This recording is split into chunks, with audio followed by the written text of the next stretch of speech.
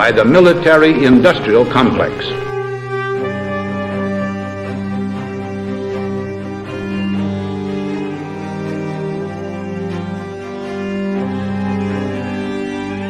It could be seen to move violently forward, violently forward, violently forward. I'm just a patsy. Let's win there.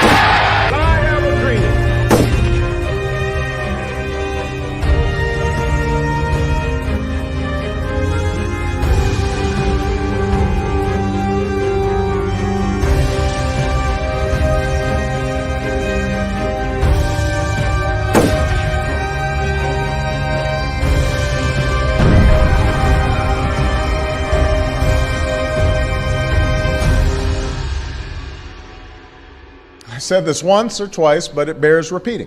If you like your current insurance, you will keep your current insurance. You think about the Army and the Navy and the missions they run to protect the world, they run on SAP. Well, you have done a really spectacular job. I guess pretty much everybody at this table is your customer, so Exactly. that's not so bad. Exactly. I want to congratulate Thank you, Mr. President. Thank you.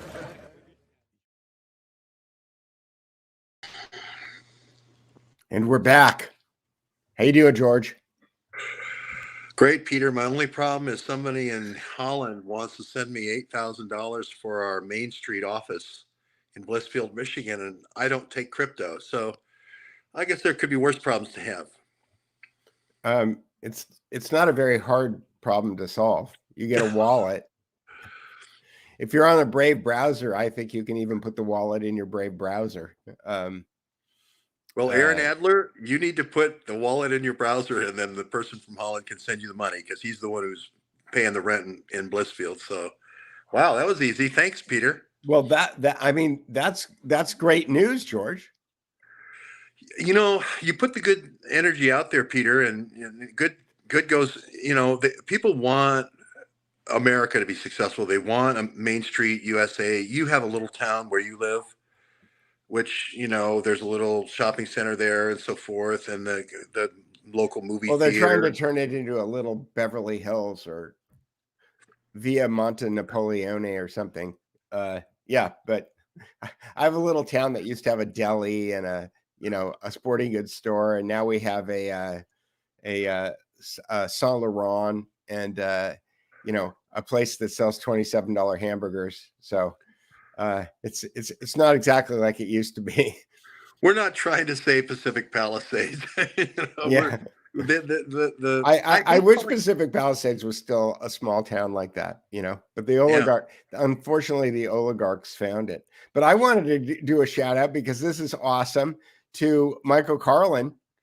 Michael Carlin, who just sent me this picture. He said they arrived. He ordered a bunch of the hardbound versions of Stealth Power and the Illusion of Democracy, and I assume that he's not going to read them all himself. So thank you, Michael Carlin, because this is called spreading the good word.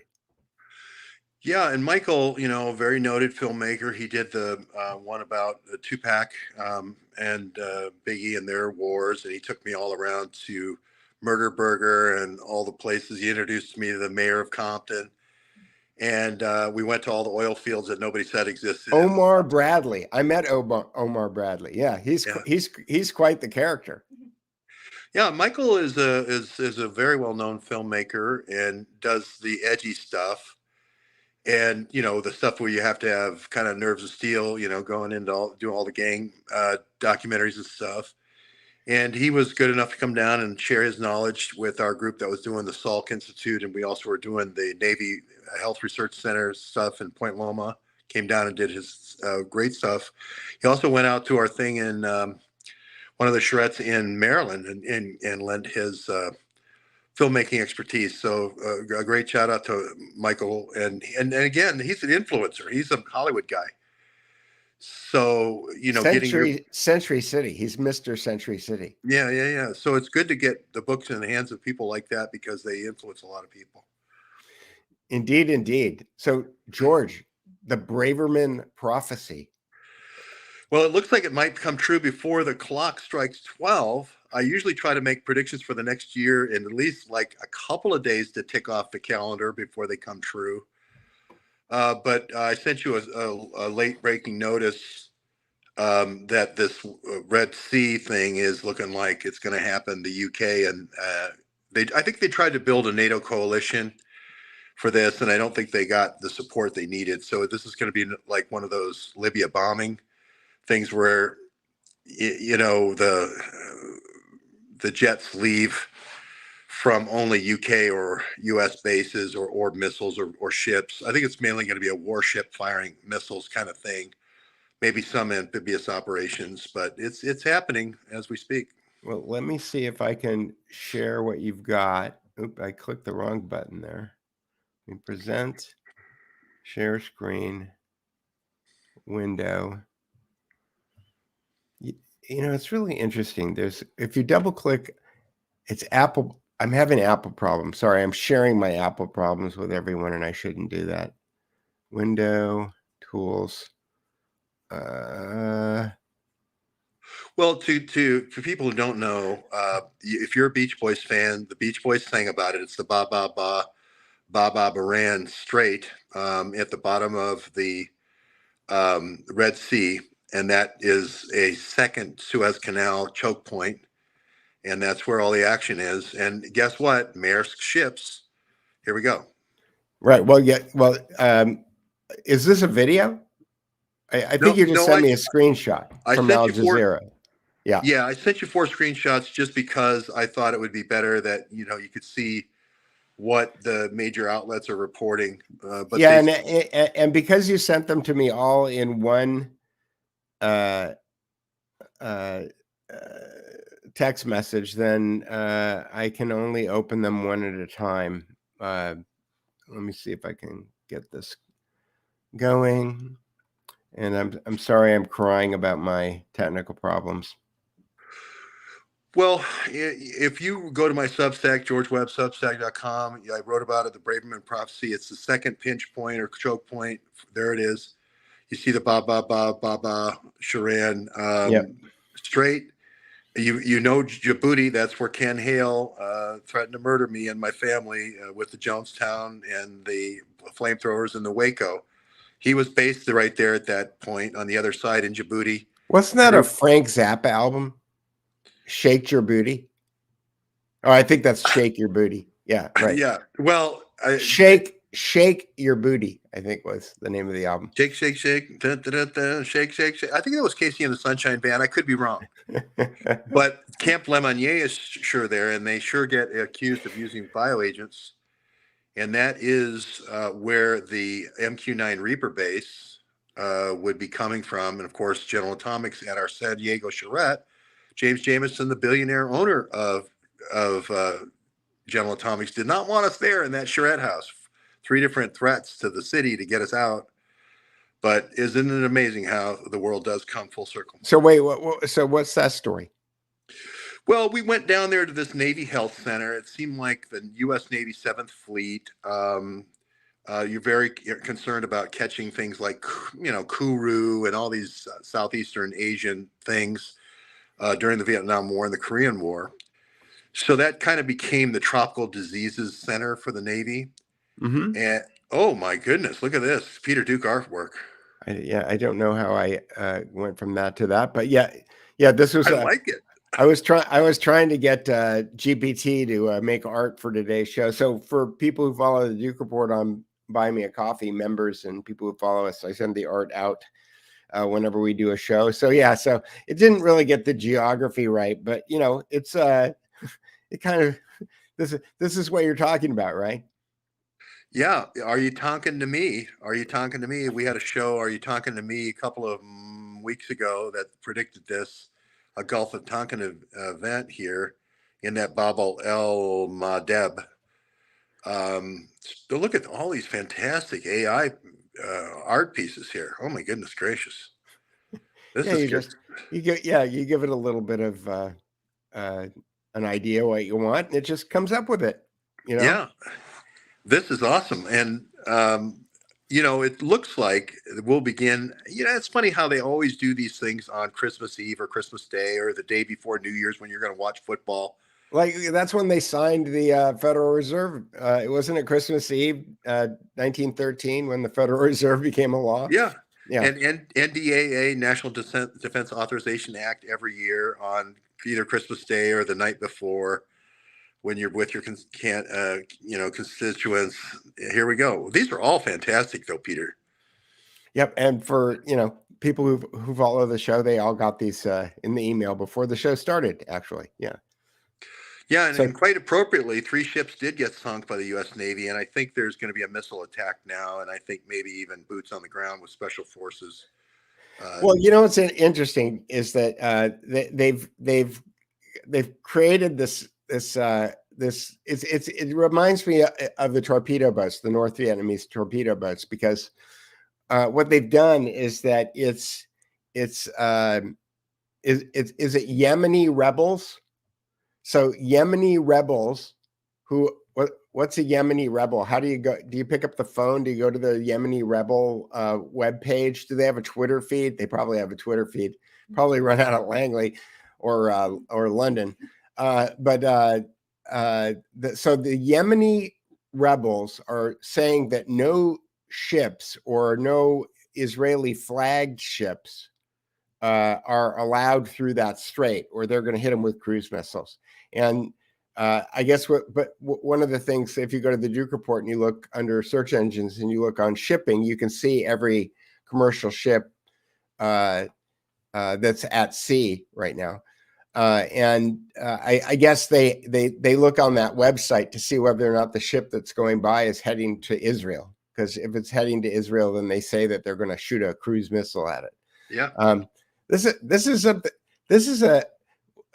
very interesting, because you could pull off an operation like this with, I don't know, if you had access to some cruise missiles and a web page, you could pretty much make up this entire false flag thing out of whole cloth. That doesn't mean that ships won't get blown up and people won't get killed, but it does mean that you can craft a narrative that would create a Hegelian response that would be the justification for doing all kinds of bad things. And they have to. They have no choice, because you're either going to run on COVID or you're going to run on the Ukraine war. Both are losers, right? Now, I'm not saying elections are real, but both of those are losers, right? So you have to have a different war in 2024. Have to. There's no choice. Well, I was listening to Jay Dyer on the 4th hour of the Alex Jones show, and he was going through like the top 5 things to look for next year, because he thought that they've kind of like blown their wad on the bioweapons thing, on the virus pandemic angle. And so he was talking about all of the different ways they could attack. And I was thinking, what if they rolled them all into one? Like, what if it was aliens who launch a cyber attack, which winds up causing a pandemic and a food shortage, right? Which results in a civil war that turns into World War III. And the only thing that can save us is an AI messiah that offers us CBDC and social credit score. What do you think of that one? Well, I don't think Jay threw in. Did he throw in CDBC as well? No. He put them all out as separate. What I did is I put them all together, and I thought, I have a prediction. Tucker will talk about all of those 5 things. Okay. and I predict Jay Dyer will talk about all 5 of those things. I think we'll probably just settle for being right on all 5 of those. That there won't be any aliens. There won't be CBDC generally. I think you're going to have certain governments put in FedCoin as a way of paying government workers. Because they're going to say, well, we need to introduce this. Well, they're going to do it maybe they'll do that to save the Social Security system. We've got good news and bad news. The bad news is we can't pay you in dollars anymore, but the good news is that we can pay you in Fed coins, and you can still use Fed coins at the gas station and the supermarket. Right. And you can still pay your rent with FedCoin. I think they're going to throw something a little bit more. You always have to hide these things behind an NGO, a humanitarian or something like that. So I'd throw them behind honesty points or honesty coin or hardworking coin or something like that, where it's given as kind of like green stamps as an extra bonus. Slave coin. Yeah, I don't think they're going to choose that name, but like federal workers, we're going to give you bonus coin. And it's going to be paid in Fed coin for all your extra hard effort. And we're gonna pay you 38% more than your contract, your union contract says. Yeah. But it will like as soon as FDR made gold illegal and paid $35 an ounce, it went to $28 an ounce or something. I can't remember what happened. It was one of those things. But I think it'll be gradual, so that the pundits can't say that they were right. But as far as cyber attack, absolutely. All you have to do is, we happen to write a book about it, Good Ship Evergreen. All you have to do is tap into the logic controllers of the ship and do a hard left when it's going through the Suez Canal, right where you're talking about. It's only 2 miles wide. You turn off the air conditioning system, and the captain can't see that, and then all of a sudden you do some other thing, set off a flare or whatever, and now you got a burning Hulk blocking the Baba. So I definitely think Stuxnet is in the cards. Put it this way: the whole arsenal of the U.S. government will be used to create a false flag, so that we have this war versus Ukraine. You can't talk about Ukraine and Kolomoisky and the Blackberries. That's going the wrong direction. And you can't talk about the pandemic. So you only have one other choice, and that's this war.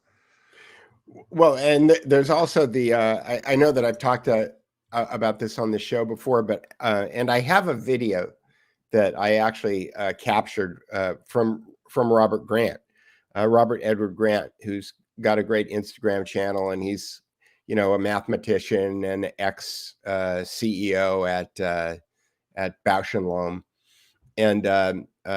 and claims, and I've watched him lecture on it for about 4 hours, and he does a very good job of convincing me that he's found a backdoor into public key encryption.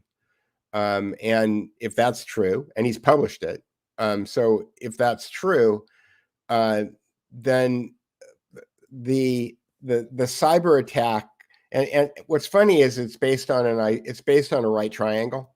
So it's based on the Pythagorean theorem, his crack, and the name of Klaus Schwab's event is Cyber Polygon. So how coincidental is that Robert Grant has figured out a backdoor to public key encryption that's based on a right triangle, and Klaus Schwab is calling his cyber attack Cyber Polygon, because a triangle is the polygon with the least number of sides, right?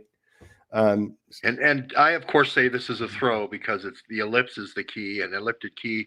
I know you and I curve, we disagree on that. Yeah, I know Dimitri, so I know elliptic curve is the backdoor. But if you want to go with polygons, let's go with polygons. Okay.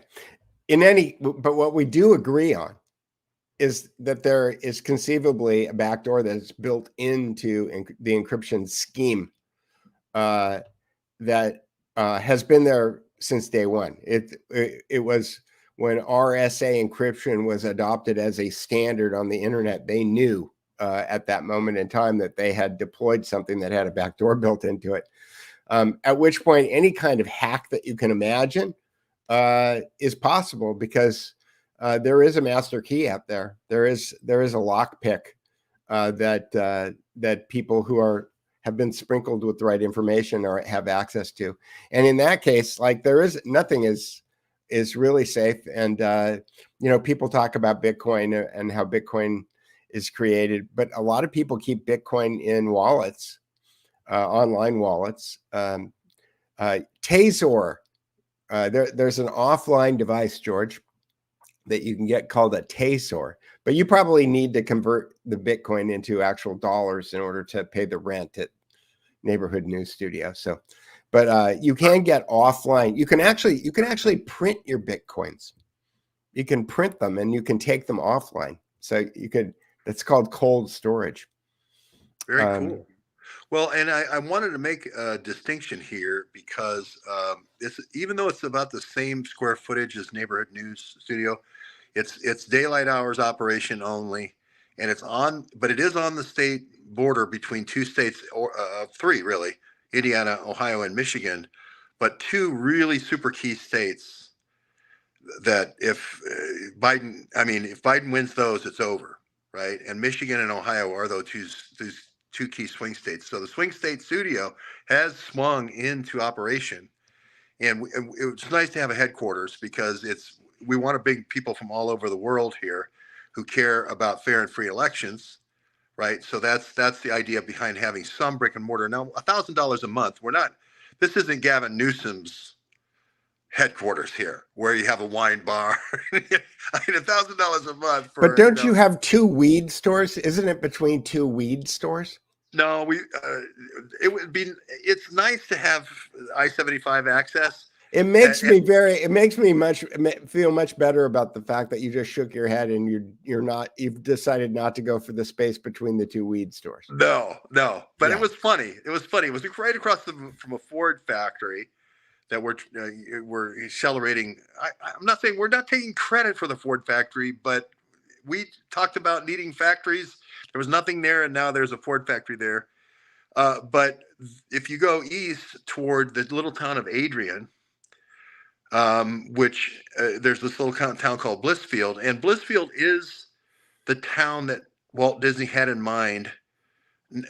He wasn't from there, but that's the same little kind of small town that he went to Orange County and rebuilt in Disneyland. And Disneyland, of course, was a project of the Stanford Research Institute.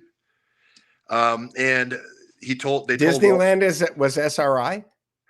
SRI told Walt Disney, I think, that a Main Street USA and a nostalgic place where people could go and see horses going up and down the street would be a good way of welcoming people. This is what I was told today. It was an SRI. I'd like to see the receipts on that because it totally makes sense. But I want to know. I want to be able to check that out. But rather than loading up planes and heading them all to Los Angeles, Orange County, and then unloading them and then paying hundreds of dollars a night in hotels and paying thousands of dollars in food, because you have to feed your kids there and you can only buy the Disney stuff.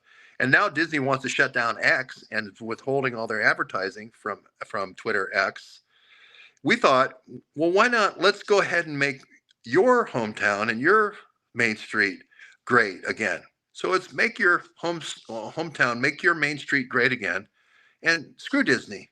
So that's the idea of the campaign. And we immediately got somebody from Europe who said, oh, I'll pay, $8,000. That's 2/3. So here we are tonight trying to figure out how to get it. Well, that's a quality problem, George. That's a good problem to have. Yeah, that is a quality problem. I think I do have a little clip of the Robert Grant thing where he talks about cracking encryption. So I subscribed to the Robert Grant newsletter, and this was a little thing that he did for people that only subscribers. And so I think I'm in the part where he's showing how he can take a public key and put it into a spreadsheet and come out with a private key.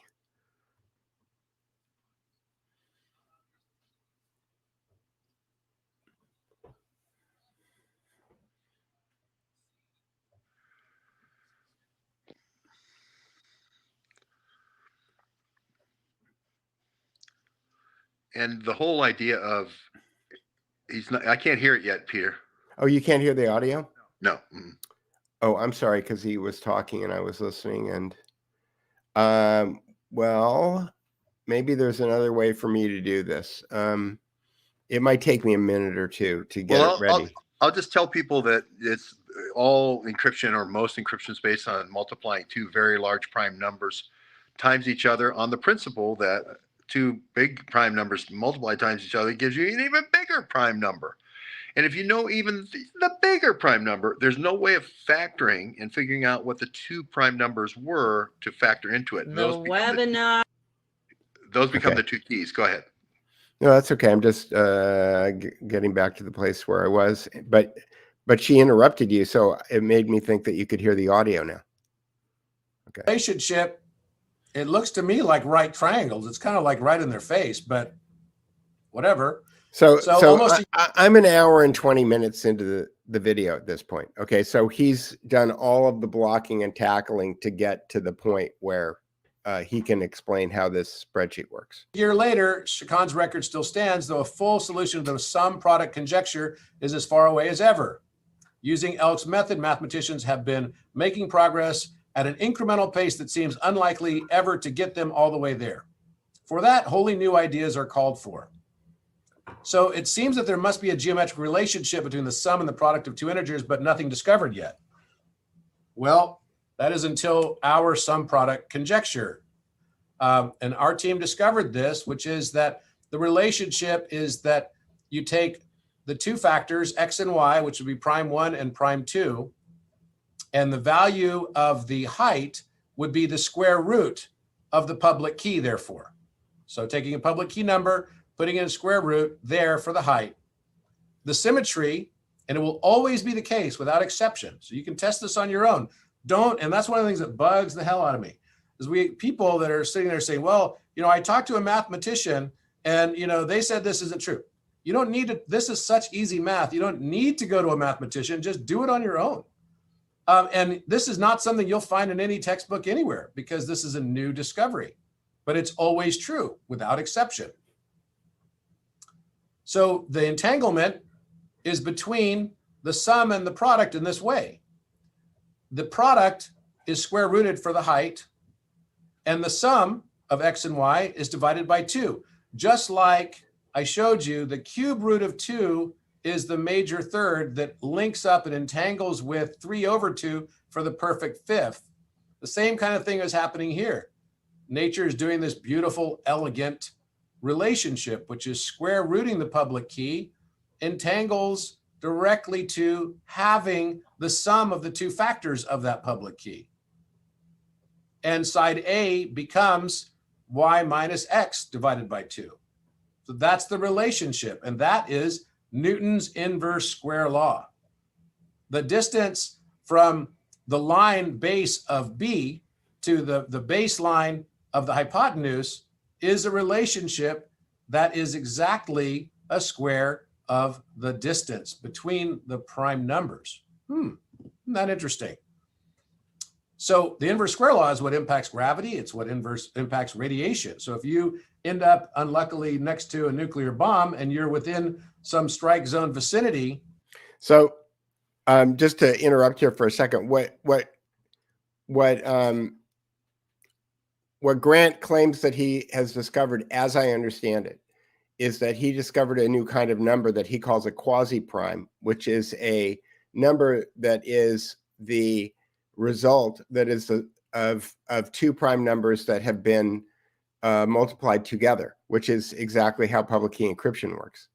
So he's figured out a way to tease the roots out of that, and which led him down this path. So I continue.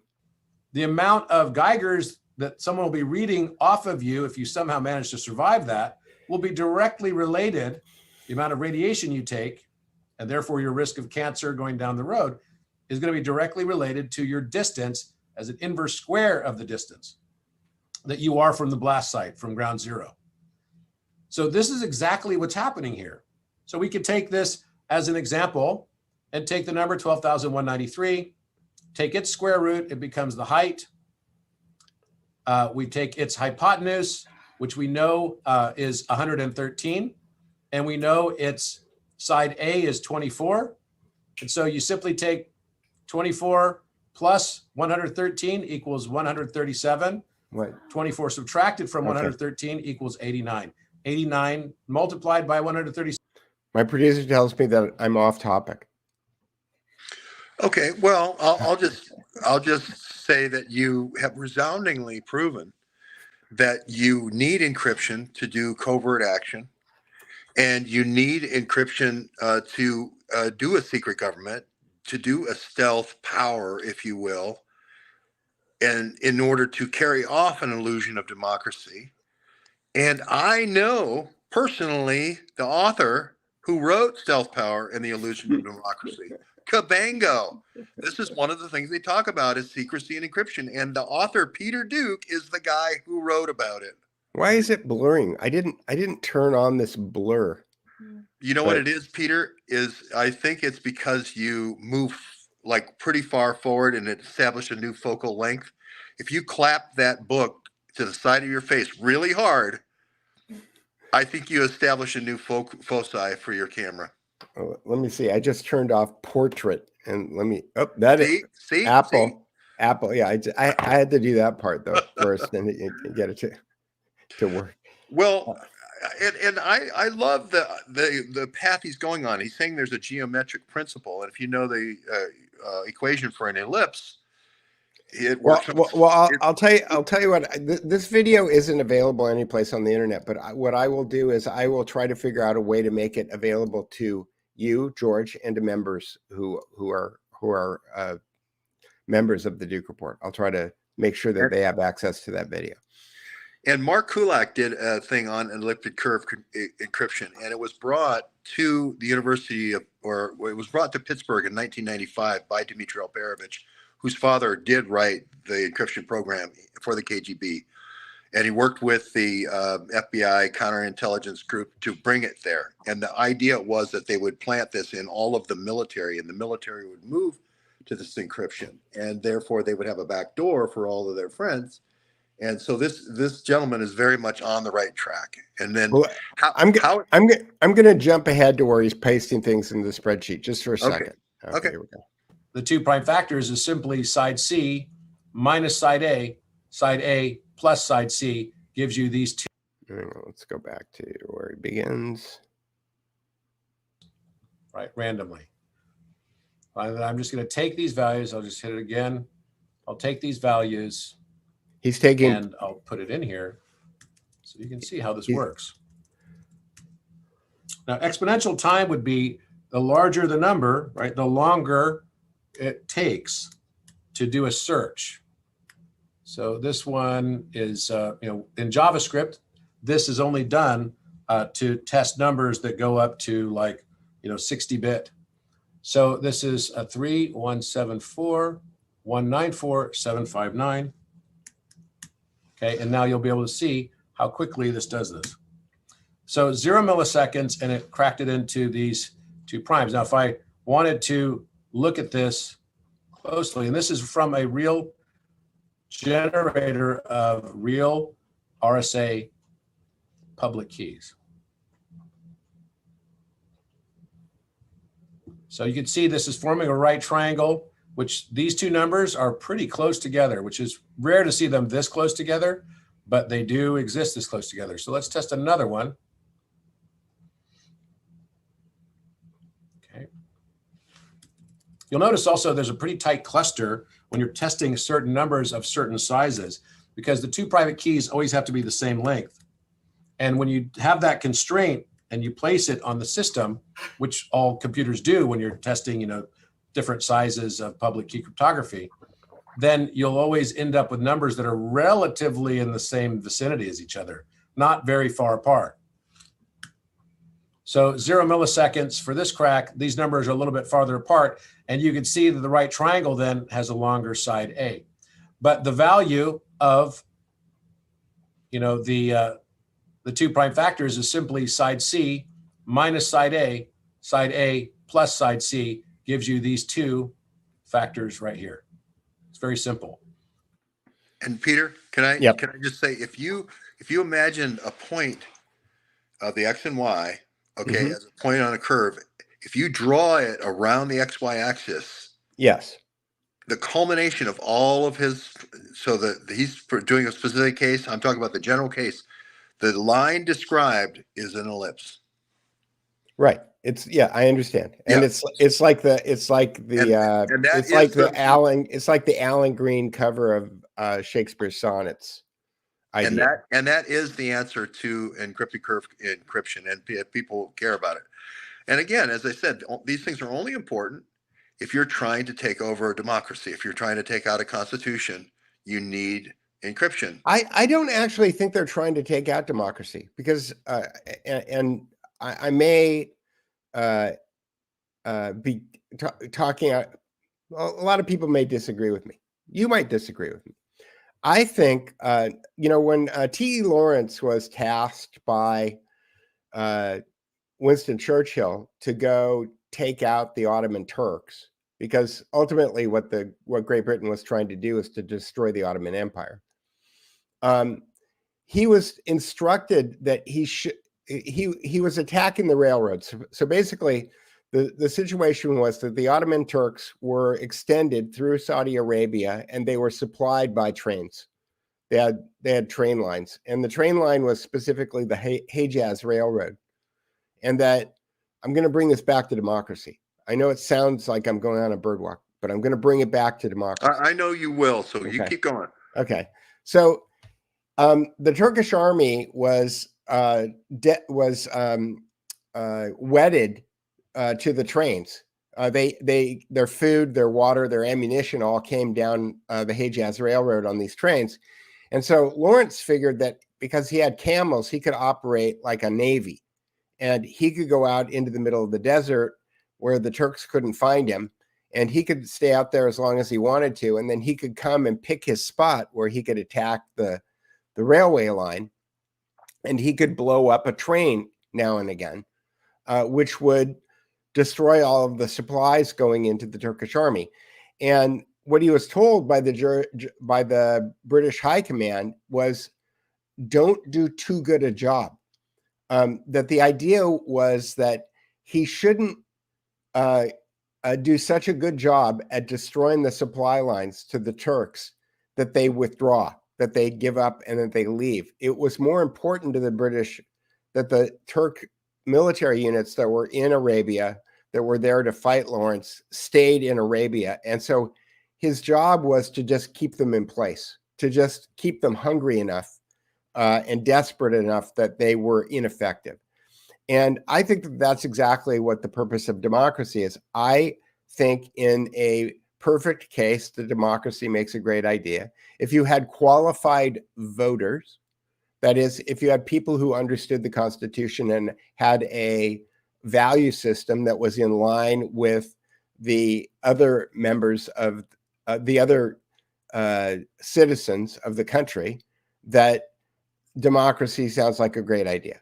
However, I think that it's been co-opted. It's been co-opted by money. It's been co-opted by media. It's been co-opted by education. And the people who have done all of that co-opting, they want people to continue to believe in the democratic method, okay? Because that's how they control all of us. That's how they get the idea that you win some, you lose some. That bad things are happening right now, but I guess that's what we voted for.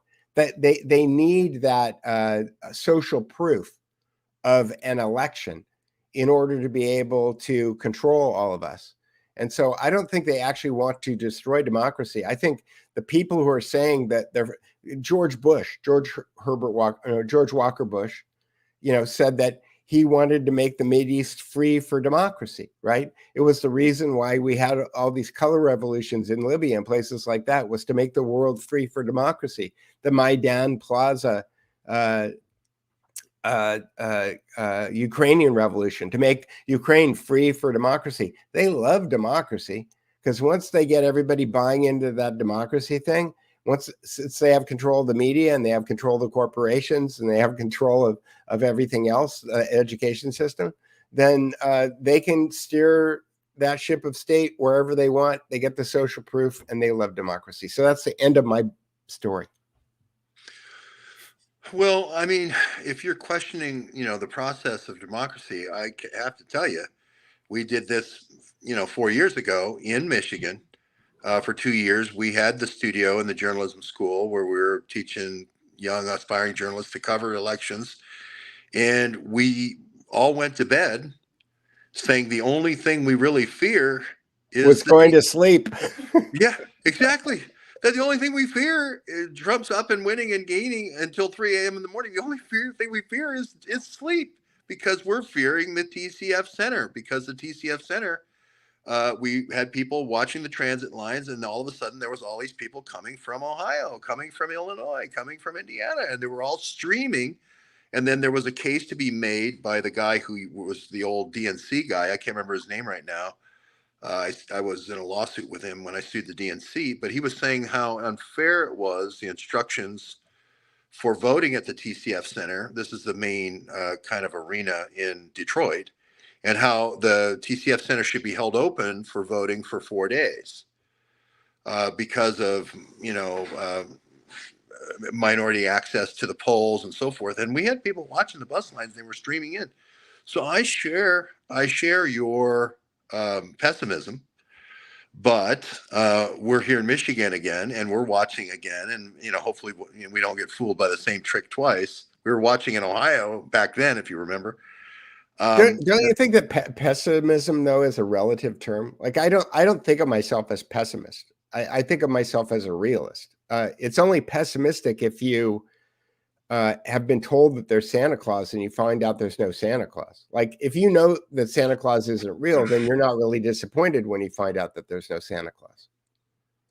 Yeah, I guess I wouldn't be in Michigan and Ohio and straddling the border with one foot on either side of the border. And hey, if you're trying to make a meme, you might want to put that into a meme. George Webb straddling Ohio and Michigan again, or all the citizen journalists straddling Ohio and Michigan again, hoping that these swing states get a fair election. I wouldn't be doing that if I didn't believe that that's where we should be spending our time.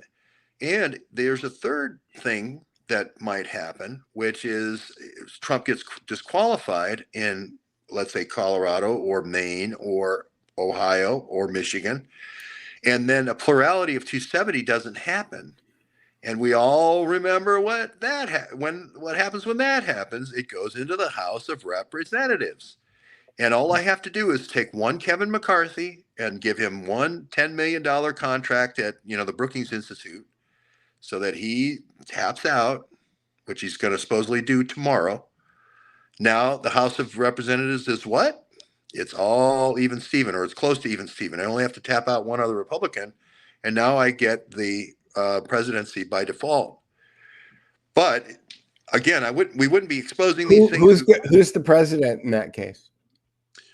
For about an hour, I think Kamala Harris. And then I think she resigns so quickly, and Hillary's the president so quickly, because she doesn't want to be president if Hillary's the vice president. She doesn't want to be president. Who would? Right. I mean, nobody. You got about 5 minutes to live if you don't hurry up and call her and say, get in here and take this thing. So I don't know. I mean, there's after all, Air Force One is just an airplane. Yeah, that you can get thrown out of. So I would just say there's a lot of yardage here, and let's go ahead and play the game, and believe that the refs aren't in on it, and we'll always keep an accounting of the refs, as well. But we're here in Michigan and Ohio for a good reason. It's because we think this is where the actions. It's all going to come down to these. Look, I think that Michigan and that part of the country is due for a reset, and part of the reason that they've taken it down so hard the last 50 years is because they want to get the real estate at the lowest price possible before they start putting things back in there. So I have a lot of reasons to believe in that part of the country. Yeah. And also I think little local elections might actually be, especially if they're kind of away from large metropolitan areas, might be a good use of some kind of democratic energy also. I'm just, I'm at a point right now where I don't think that putting milk and cookies out for Santa is necessarily a great idea. But if you want to do that, George, I used to tell my daughter came home from school one day when she was small, and she said, "Dad, they're saying that Santa doesn't exist. He's not real. Tell me it's not true."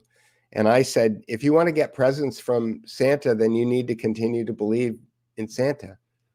Those who believe receive from Santa. So there you go. Well, and also, like, think of it from an athletic point of view. Somebody tells you, a fan comes up to you and says, "Hey, there's no sense in you playing out the season. The refs it's all rigged. You're going to lose in the end." You don't have a choice as an athlete. You either play your heart out, right, to the very end, till the buzzer rings, and then if you get cheated at the buzzer, well, at least I put everything I had on the floor. And that's kind of how we have to do it. I mean, I don't really. Yeah, but then how do you feel when you find out that the point guard was getting $1,000 for every free throw that he missed? Well, I'm not saying it can't happen, and it probably will. And what I am saying though is that if we don't, and we lose the fair and square, then they're going to say, well, that's just because we're better, and we won fair and square. I want them to have to cheat. Put it that way. I want them to have to cheat. Well, Trump is forcing their hand in a way that nobody, I think, has ever forced their hand before. If he's not part of the school play, which he may be, but if he's not, every time he loses a state Supreme Court case and it gets reversed at the federal level, he gets another $10 million and his popularity goes up. So that, like we said on the last show, I think that the Trump effect is going to trump the Streisand effect by a magnitude. But there's we have 11 months to go, right? Yeah, and that's why, politics, just giving money to politics, giving money to a millionaire for politics, I don't think makes a lot of sense. I want to put money into Main Street USA that benefits Democrats, independents, and Republicans. Everybody wins. Everybody wins when you create a Peter Duke gallery, right, that other artists can use. Everybody wins when you create a sounding board, a Vox Populi sounding board for Americans. Well, I started this journey in 2014, so it'll be 10 years next year that I started being interested in journalism. I got involved with Chuck Johnson and Got News back then, and I believed then, because I was listening to Andrew Breitbart, as I believe today, that citizen journalism is really the only way that we're going to be able to get people to disengage from the hypnotic behavior that they're locked into. And I don't blame the people who are football fans or basketball fans for being football or basketball fans. It's a program. It's a really, really well executed program. It makes lots of money and it creates lots of people who believe in their team and being on a team. And team humanity. Who was it? Who was saying team humanity? Was it you? Somebody No. was. But I So I think it was Jay Dyer, maybe. Somebody was talking about how they want to be on Team Humanity. I want to be on Team Humanity. Like that's the team I want to be on. I'm not really interested in, owning the libs or some other kind of nonsense like that. Yeah, I definitely want to build the bipartisan main streets. I want Democrats, independents, and Republicans all to talk to each other again. I want to reverse the effects of COVID. But they're not going to talk to each other again unless they let go of being Republicans, unless they let go of being Democrats, unless they let go of being liberal, or let go of being conservative. Those are the teams. Those are the Hegelian dialectic, false dichotomies that they've got everybody painted into. It's my biggest problem with people who I used to be really good friends with, is that they continue to use that, Benny Johnson owned the libs kind of. Well, I think for me, there's a difference between extremism and people who have a lean I mean, you could lean toward pro-business. You think there should be less regulation, less taxes, right? And then there are other people that are pro-fairness, if you want to call that fairness, that think that there should be more support for people in need, more support for people that are poor, more social programs. Those I consider reasonable beliefs and understandable differences between people. What I'm talking about is the vilification and making somebody else the devil because they're evil, right? And assigning them, they live in the country, they look like they're white, so they're white supremacists, right? Or they're or they have privilege because nobody can control their parents. So and that's the DNC extremism that's being pushed in places like we're not far from Ann Arbor, Michigan, where they're teaching all the kids that your parents are white supremacists. But it's all based on theory that came out of Frankfurt, Germany, and moved to Columbia University, and then settled right here where it was written in the Pacific Palisades, California. I'll give Ann Arbor a break. The poison came from California by way of Columbia University in Frankfurt, Germany. So there is that. True. That's true. And, not to talk too much about politics, but, I'm way more worried about Blissfield, Michigan, or Adrian, Michigan, where we were today. We visited 3 different colleges, versus Beijing or Shanghai or some village in China than I am Democrat versus Republican. And I'm more worried about us building stuff here like electric cars and trucks or whatever, or hybrids or gas or compressed air, whatever it is. I'm for building it here in America versus, being dependent on the Chinese. So right. I see a different battle in my head. I don't see my fellow Americans, whether they're independent or Democrat, as the enemy. But they do. DNC does put this poison in people's heads. They do that. And on a daily basis. And they construct violent groups like Antifa and Black Lives Matter and so forth that will murder based on the false belief that just because somebody's a farmer, they're a white supremacist. Right. But, well, that's happening.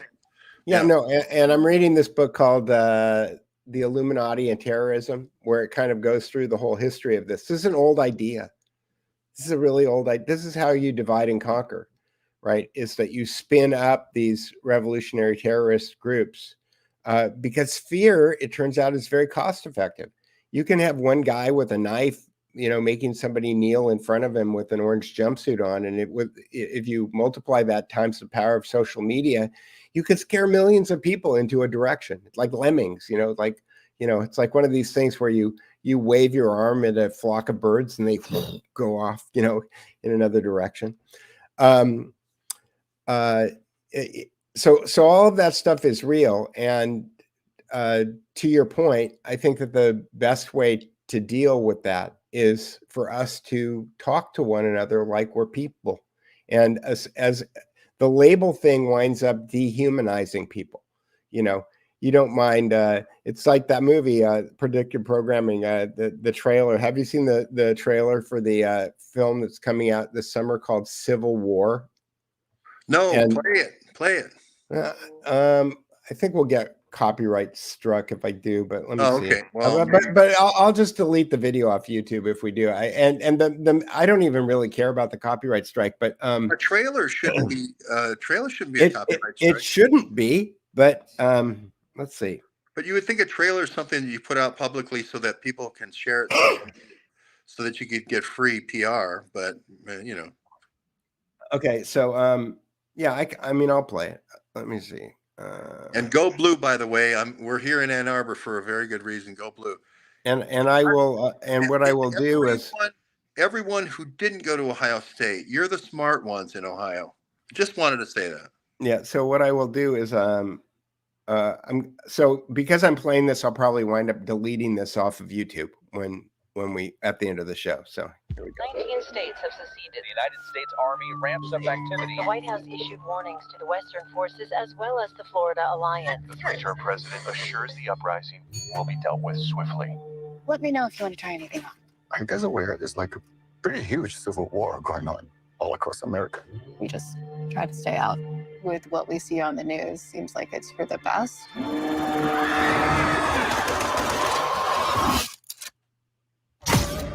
Citizens of America, the so-called Western forces of Texas and California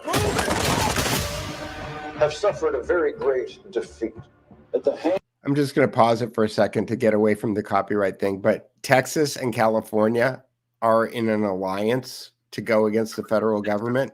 This is fictitious. Yeah. Hands of the United States military. Mr. President, do you regret the use of airstrikes against American citizens? We're moving to D.C. today. We need to go down there. They shoot journalists on sight in the Capitol. Every instinct in me says this is death. Flooded. Every time I survived the war zone, I thought I was sending a warning home. Don't do this. But here we are. Oh, I want to show you this guy. This is because this is one of the posters from the movie. Let me go back here. So look at this sniper. The sniper has yellow hair and colored. Now, anybody who knows anything about military tactics knows that you don't wear a ghillie suit and fluorescent nail polish. It's kind of defeating the whole thing. Here we go. But here we are. There's some kind of misunderstanding here. What? Well, you're American, okay? Okay. What kind of American are you? So that's the point I was going to make, George, was the what kind of American are you argument that they're bringing up in this movie. You don't know?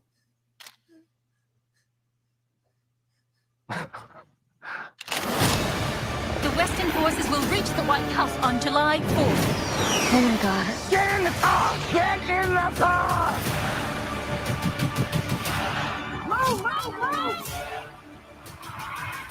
You're gonna hang back. I'm not hanging back. One nation under God, indivisible, with liberty and justice for all. Go, go, go, go, go!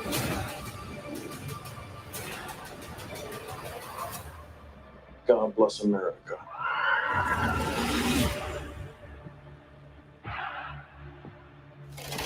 So I only had one question after I saw this trailer, which is this. Again, metadata, people. The Hollywood works with the Pentagon all the time. And so when I was watching this trailer, there's a scene where there's an M1A1, and I talked to my friend who's in the motion picture business about, let me see if I can pull this scene up again. One nation under God. Okay, there was one. There's a tank here. There's two scenes where there's a tank. Indivisible. Okay, there you go. So here's now this could be a fake M1A1, but I'll go back just a second. Okay, this could be a fake tank. I mean, they take tanks all the time and they put plywood on top of them and cardboard tubes and they make them look like other tanks, but it looks like an M1A1 to me. And I don't think that there are any M1A1 surplus tanks in Hollywood, which would mean that the way that you got this tank is that you got it from the Pentagon. And we all know that the Pentagon doesn't give you tanks unless they get to look at the script and they approve the film. So when I saw this tank in the trailer, my first question was, were they working with the Pentagon on this? And then the next question is this a Pentagon movie? That is this movie actually a program that's coming out of the Pentagon because somebody at the Pentagon either thinks that they're going to avoid a civil war by making a movie about a civil war, or they're going to get a civil war going by making a movie about a civil war? Either way, my question is, were there American tax dollars involved in that tank rolling through that shot in the movie? Yeah, I think you can see from this is those horrible white supremacists again that are organizing and marching on Washington. It's January 6th with weapons. It's January 6th with guns. We told you. And so this is just a natural elliptical curve, if you will, a story arc. A pendulum sweep. Yeah, just this is the natural progression of the type of nonsense that came out of January 6th. And just it's January 6th with guns, right? And the thing they wanted so much, you know, the Emily Rainey's and forced psychological operations, paying for all the buses for everybody to go. They wanted one of those idiots to bring a gun into Washington, D.C. because it's illegal to carry a gun in Washington, D.C. They wanted that, and they didn't get it. They didn't get their war. So go ahead and just create it. If you don't get what you want in your psychological operation, you just create a movie that depicts it. And so what we have to do is we have to call this out. We have to say this is complete nonsense. This is self-serving fear mongering, right? Yep. And then we have to put out something that's actually the truth. And I think the only way you beat this kind of heavy intensity fear mongering when you're in these haptic seats and surround sound and, you know, THX sound and everything and 70 millimeter experience, the only way you do that is you meet people eye to eye. And you actually go back to the old days where you used to go to the center of town and meet people and talk to people. Agreed. And I think that's, you know, if there's a cyber attack and, for example, they knock out the power grid, you know what's going to happen? People are going to walk outside of their houses. They might start talking to their neighbors, and then who knows what would happen. And then you pet your horse and you find out, hey, we can work together here. And, you know, Pony Express, here we go. All right. So we've gone over an hour. So we got some questions. Meow Cat said, would the Civil War stop on the weekends for sports to continue? Yeah, this is kind of like the other thing is we're in an election year. I don't know if you remember this, when this happened, when McCain was running against Obama, 2007, and the economy, they crashed the economy. I say they crashed the economy because they crashed the economy. Watch the movie, the Great Taking. Is that what it's called? The Great Taking at thegreattaking.com. A few people on the who follow us have watched that movie already, where it goes through the blocking and tackling about how they're going to take the economy down. Will this happen in the middle of the election cycle? And will they ask Donald Trump to meet with whoever it is that he's running against, so that they can come to a conclusion about fixing the economy? Of course, the idea is that we need to get both of you guys to approve the solution that we've already decided that we're going to implement, because whoever doesn't agree, who comes out of this movie, not only is it going to win the election, but they might not win the breathing contest. My guess is something like that happens. So the bigger question is will they stop the election after they crash the economy in the middle of the election season? So I don't know if you had a thought on that, George. Well, I just think there's room, you know, for great art. You know, I think there's a room for public debate. I think there's room for Speaker's Corner in the United States. Lee Stranahan and I started a Speaker's Corner in Washington, D.C. by the White House. I want to see one on every main street in America. I think, you know, we spend enough time in front of large screen TVs. So we deliberately went right next to a brew pub with big screen TVs. So to maybe get a little spillover, both literally and figuratively. So yeah, I hope we can work this out with the First Amendment so that we don't have to default to the Second. And I think that is the answer, by the way. And next, I'm not far from where the Michigan militia started. We're at Adrian. Yeah, and you know, go on. Just to complete the thought, I think the next round of Minutemen are not Second Amendment Minutemen. They're First Amendment Minutemen and Minutewomen. They're citizen journalists. I'll just leave it at that. No, I totally agree. And that's why when I was working on this book, Stealth, Power, and the Illusion of Democracy, what I was really wondering was, how old is this really? Because this was the Protocols of the Learned Elders of Zion came out in 1903. There were claims that it was plagiarized from things that were much older. There's a lot of parallels between what's written in it and the papers that were found from Adam Weishaupt of the Illuminati, the Bavarian Illuminati. And so my question started to become, well, how old is this really?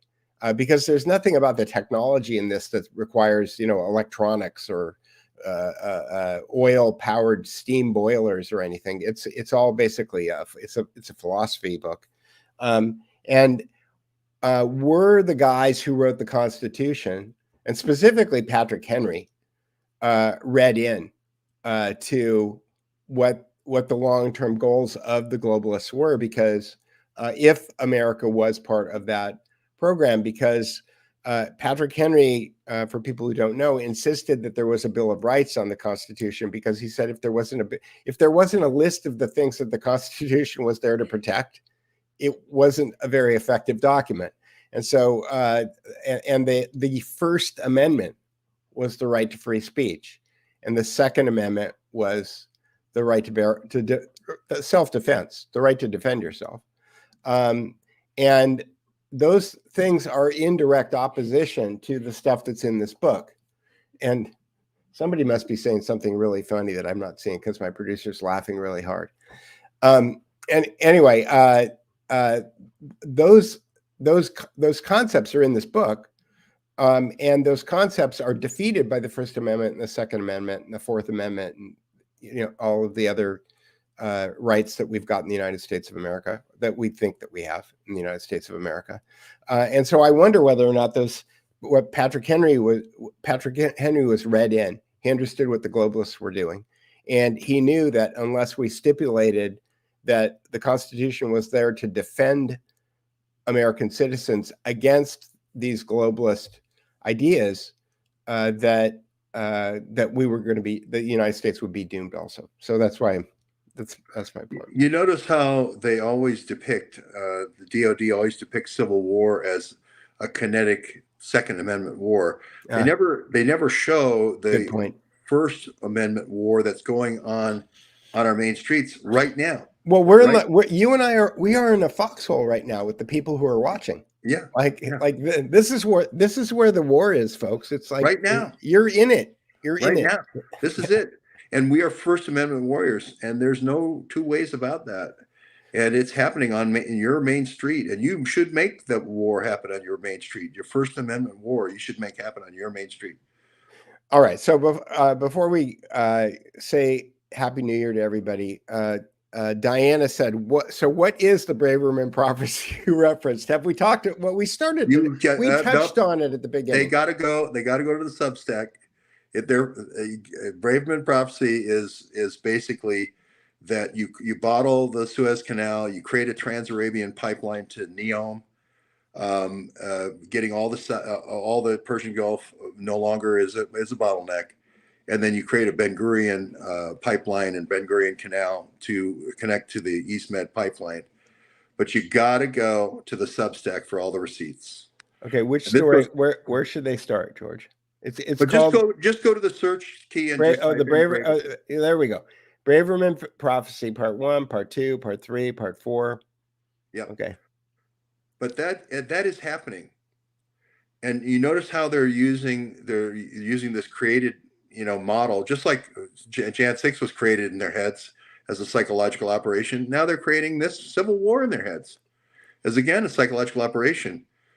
Why? Because they want to cover the Braverman Prophecy. And again, the only way to convince your neighbors when they have this kind of surround sound and total immersive experience with these, rumble seats and everything, the only way you can do it is actually meet somebody in reality, right? It's exactly the opposite, by the way. We're in a place with Paul Whelan here, who had an arms armory called Kingsmead in Novi, California. He brought in Russian operatives to pretend that they were Trump Russian operatives. They were in actual fact Hillary Clinton operatives. He's the one who hired snipers for the Clinton Foundation to do overthrows around the world. He's the one who had operatives from the Michigan militia, or at least the FBI agents that worked the Michigan militia, go out to Columbine, right? And train. And he's living in a resort right now, right, George? No, he's in prison in Moscow like he should be, but he's the one who did the training and live exercises for the school of Columbine for a shooting before it happened. And he brought the Michigan militia feds and put them out in Columbine that created the Dylan Klebold's. So they got their where do we find that story, George? Michael Moore in the movie Bowling for Columbine tells all about it. Paul Whelan is in the movie Bowling for Columbine? No, but he talks about how the roots and all the exercises happened here with the Michigan militia, and they all went and were transplanted to Columbine. And Paul Whelan, the same guy who did Krylov and Bogacheva and brought in the fake Russians, the Rockefeller Russians, the Rod Rosenstein Russians, the Nancy Massonnier from CDC Russians, that same guy, he had a thing here in Michigan called King's Mead. He had one in Florida that sold AK-47s. He had one in Las Vegas as well. I just was out there. And that's right. Right. He had the Kalashnikov distribution deal in the United States, right? And he's trying to sell these because they want to pinpoint all the people that are going to be part of this revolution, right? Right. Because you need the bad guys have to have Kalashnikovs and the good guys have to have M4s, right? Is that the way that it works? Yeah. Right. And so, but I'm just saying they didn't do the shooting, but they created all the environment. They prepared the ground for teaching these kids to be snipers, teaching them to fire automatic weapons, then feeding them hate speech and so forth to get them all. And then they did the exercises at Columbine. So they all but pulled the trigger. And that's the real perpetrators of these civil wars, is their psychological operations and their people. Paul Whelan, that's why we're here. Just saying. And again, another DNC thing. They always accuse you of what they do. Always, always, always. Since I sued them in 2017, this is how they do. Right? Every election year, this is how they do. Well, it's interesting because there's a clip that was. I wouldn't say that I was red-pilled by this, but this is where my thought process started to change a little bit about the news. And it was this interview with Marilyn Manson in that movie. Let me see. Kid growing up, music was the escape.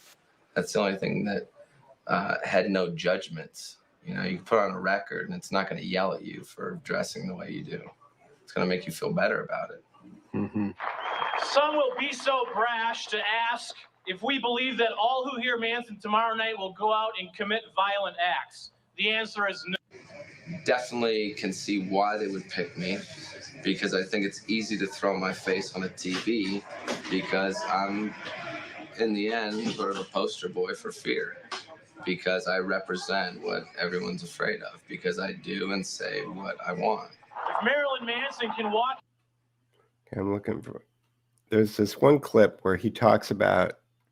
The two byproducts of that whole tragedy were violence and entertainment and gun control. And how perfect that was the two things that we were going to talk about with the upcoming election.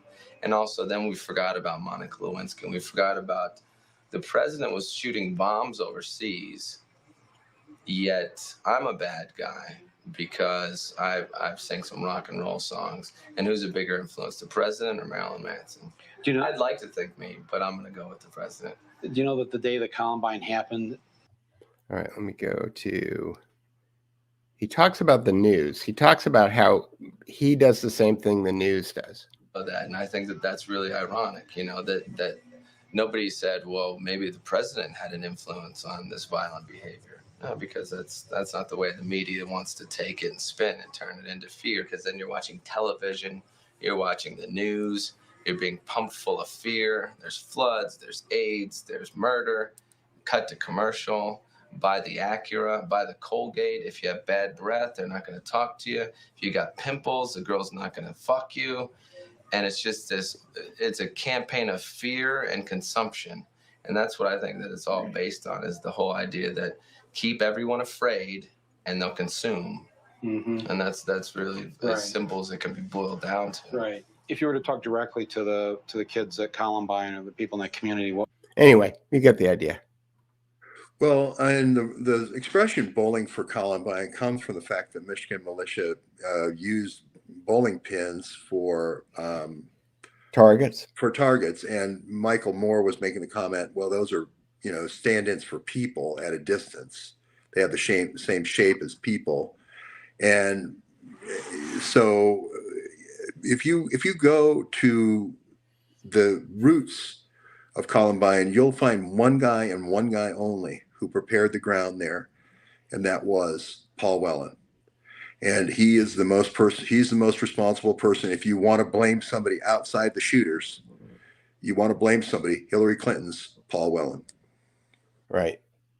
Well, we have some questions, but they all kind of seem non sequitur. So I'm thinking that if you want to support citizen journalism, that this is a good place to start. And if you want to support George Webb and what he's doing in Michigan, you can go to georgewebb.substack.com and you can subscribe to George's Substack. Otherwise, you can go to buymeacoffee.com/GeorgeWebb, no E, number 1. It's right below George's smiling face there. And if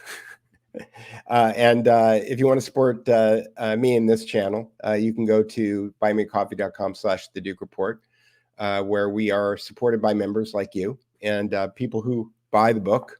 It's also a great deal of help. And I've made this book really affordable so that you can give it away to your friends and that it winds up becoming something that is kind of a frictionless transaction. I've tried to make it easy to read.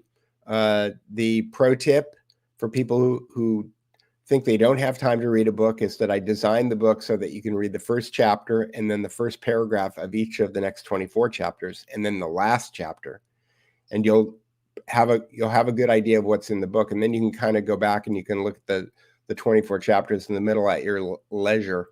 But I think I've got 3 or 4 of the principles memorized at this point. I'm going to try to get them all memorized because I'm at a point right now where I see it in the news all the time, and I go, "Oh yeah, that's number 6, that's number 20, that's 21."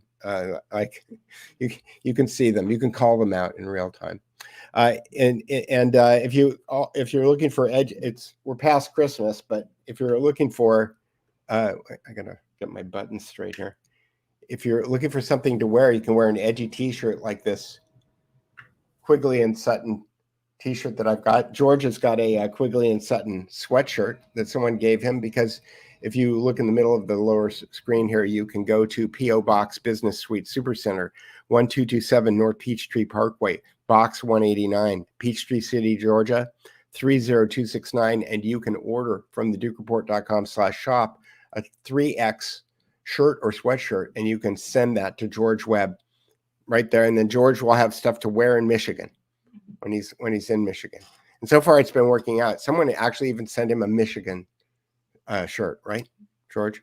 I actually bought that one, but I will accept a Michigan shirt. Ohio State, I will use an Ohio State shirt. Yes, but you won't tell people how you use it. Yeah, it's not going to be pretty. Miami of Ohio. Thank you. Yes, Miami of Public Ohio. Ivy. Public Ivy. Okay, well, with that, George, I want to wish you a happy New Year, and have fun in Michigan. And do you have any final words? No, hopefully I live till 2024. I guess that's my final on that. Yeah, let's make sure that we all make it to 2024. Okay, Yes. so in California, we've got about 8 hours and 37 minutes. So I got there 6 it is. hours to go, so I'm hoping I make it. Thank you, Peter. All right. Happy New Year, George. You too. Thanks, everybody. Thanks, everyone. Happy New Year. To all of our